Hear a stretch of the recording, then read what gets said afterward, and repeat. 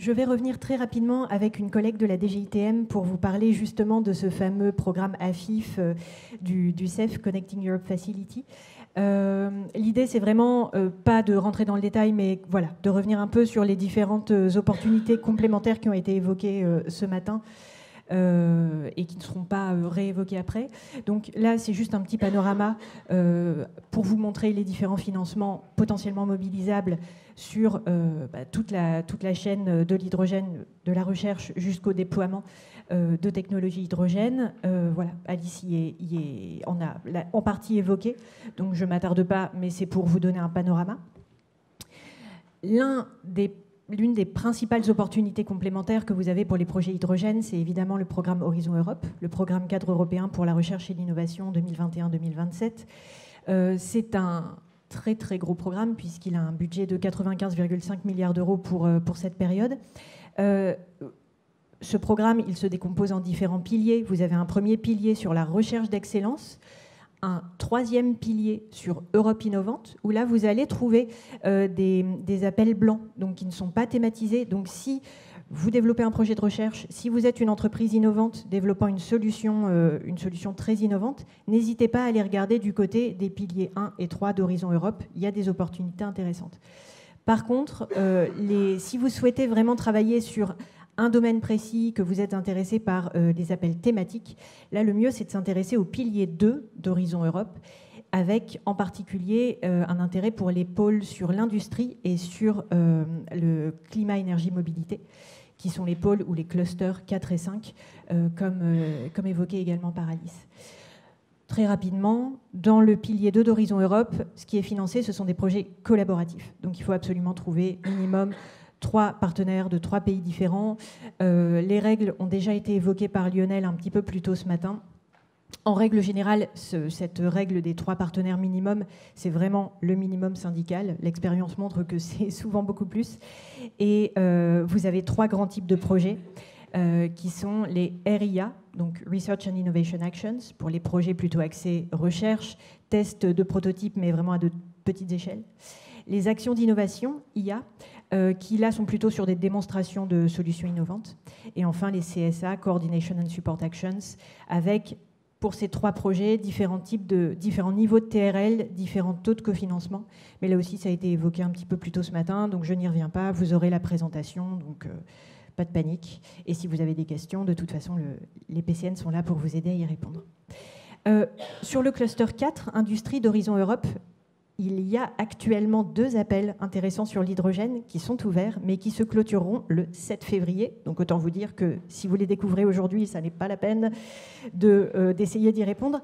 Cela dit, les liens sont dans la diapo, donc n'hésitez pas à aller voir tout de même pour vous donner une idée de ce qui est potentiellement financé.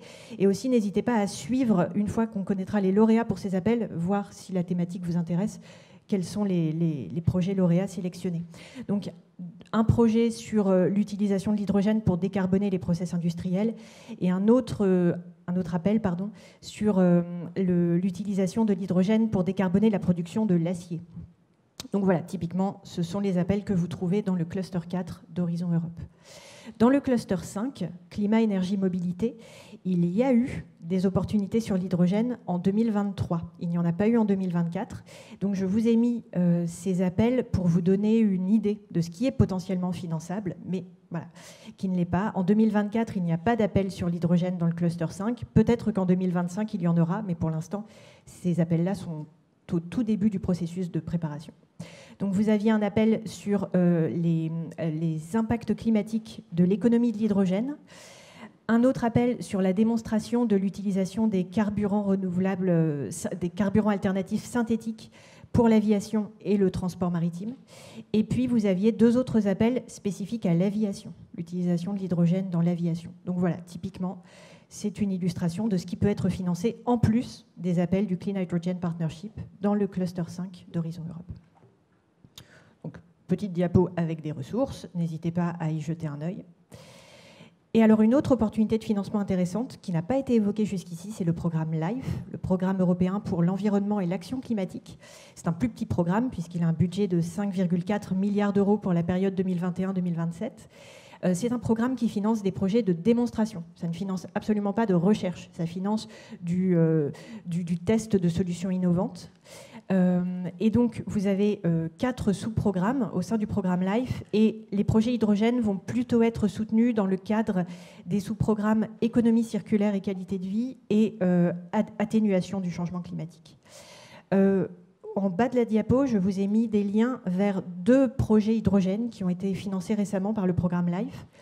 L'appel 2024 ouvrira le 18 avril, il se clôturera mi-septembre, et 2 infodés seront organisés sur cet appel, à peu près dans les mêmes eaux en avril.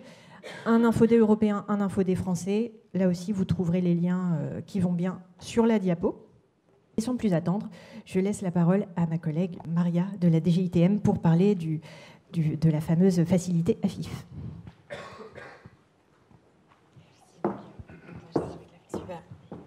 Bonjour à tous, je m'appelle Maria Tortorella, je travaille au sein de la DGTM. Donc aujourd'hui, je vais vous présenter l'appel à projet AFIF, carburant alternatif. En anglais, c'est Alternative Fuel Infrastructure Facility. Et ça fait partie du programme EMIE ou CEF. Peut-être ça vous parle déjà. Connecting Europe Facility, donc au niveau européen. Voilà, en fait, l'appel à projet AFIF vise vraiment à la décarbonation des infrastructures des transports localisées sur l'RTET. L'RTET, c'est le réseau transeuropéen des transports.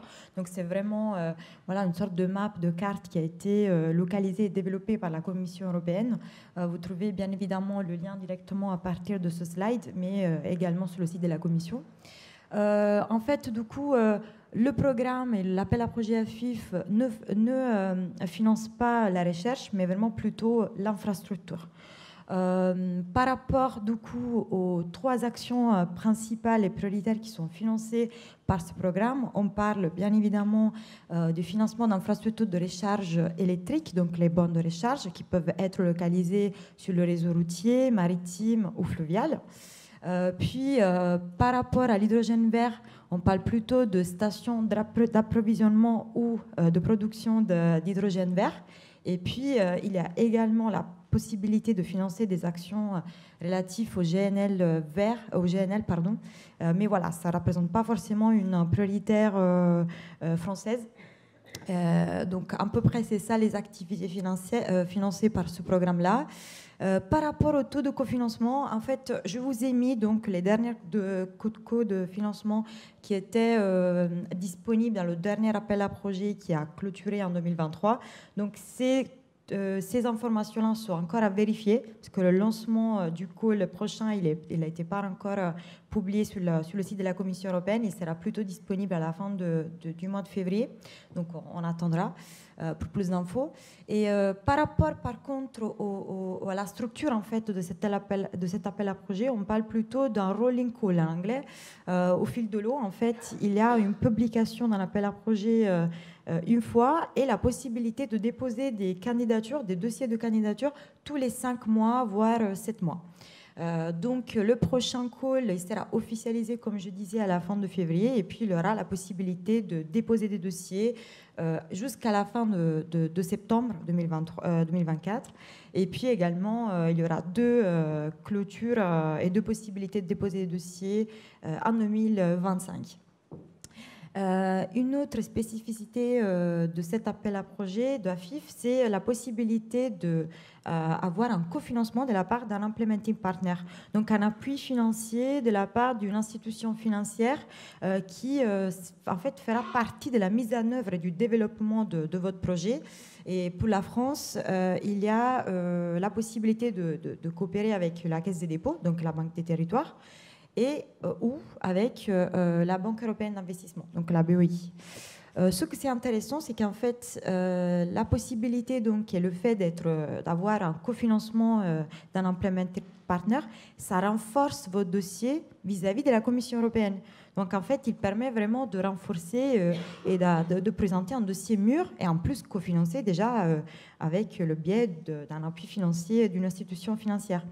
Et en fait, grâce aussi à cette possibilité-là, le taux de succès français, c'est assez élevé, c'est très élevé même, c'est exceptionnel parce qu'en 2021, c'était 100%, donc tous les dossiers français déposés ont été retenus. L'année dernière, c'était plutôt 85, mais voilà, on reste vraiment sur un taux de succès assez formidable. Juste un petit mot sur la procédure de dépôt pour tous les dossiers mieux. Donc pas que AFIF, tous les dossiers CEF. Il faut en fait présenter, c'est obligatoire en fait de ajouter au dossier 2 pièces, le Environmental Compliance File, donc le dossier de conformité environnementale, et la lettre de soutien de l'État membre. Donc c'est plutôt en fait la France qui valide et autorise le fait de présenter ce projet. Et ces 2 pièces, elles sont en fait préparées, validées, autorisées par la DGTM. Donc il nous faut un temps d'instruction qui peut être un mois, plus ou moins. Donc, bien sûr, si on a beaucoup de dossiers, ça va prendre un petit peu de temps. Donc, c'est très important vraiment de nous rapprocher, de m'écrire, de revenir vers nous, dès possible, de nous informer par rapport à votre dossier. Comme ça, on peut déjà démarrer la procédure d'instruction et préparer les pièces obligatoires et vous permettre en fait de déposer un dossier. Donc ça, voilà, ça c'est en fait un peu les séances. Comme je vous disais, le lancement du prochain call, ça va être le 29 février, mais à voir. On n'est pas sûr, mais ça va être la fin de février. Et clôture prévue mi-septembre, donc le 20 septembre. Donc n'hésitez pas à revenir vers moi, n'hésitez pas à m'envoyer un mail et aussi plus d'infos sur le lien sur le slide. Merci.